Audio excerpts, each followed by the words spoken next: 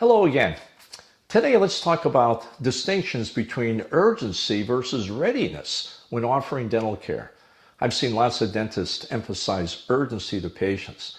This is usually followed by prompting them to start their care today. Oh, same-day dentistry, right? See, in some ways, I like the idea of same-day dentistry. It creates positive momentum towards complete care. It showcases the competency and the character of the dentist and the team. It also relieves conditions that bother patients. Now, where same-day dentistry can backfire is when urgency is emphasized, where little or none may truly exist. If conditions and untreated immediate consequences will truly have significant negative impact on patients, then communicating the urgent nature of it not only is the best option, but it's the medical, legal, and ethical requirement. However, if conditions are chronic and untreated conditions are not urgent, but are stated as so, then it's likely patients will sense it and you'll lose all credibility and be violating dental ethics. A good example of this is tooth wear. Now, I understand tooth wear, that's a serious condition, but I want you to imagine that your patient has worn down his teeth for the last 40 years, and you tell him, treatment is urgent, and you need to do something about this today. Well, if you do that, you'll lose all credibility, you'll lose the patient, and quite likely read a nasty online review. Now, a better way of influencing patients to accept treatment for chronic conditions is, instead of creating urgency, discover their readiness for care. Here's a three-step process to do this. First, make patients aware of their conditions. Asking about their awareness is a great way to start. For example, you ask Lisa, did you know you have an abscess tooth? You see, asking versus telling them about their condition invites their response, which often leads to more information about the history of the condition.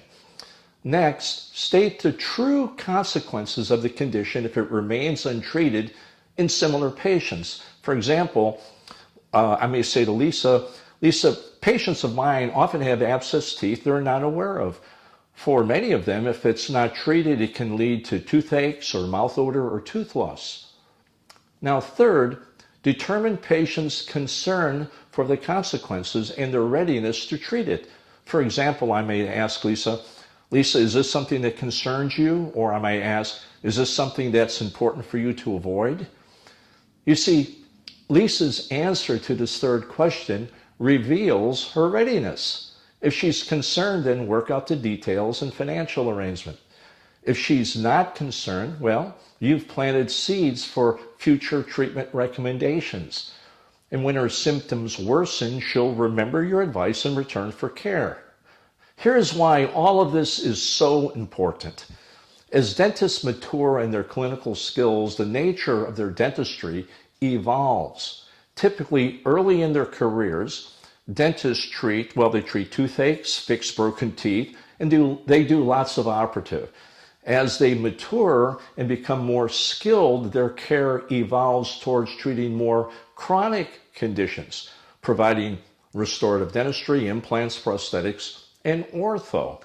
However, if they built a bad habit of routinely creating urgency, they'll discover their chronic care restorative patients will be repelled by the contrived urgency, and they won't accept treatment recommendations.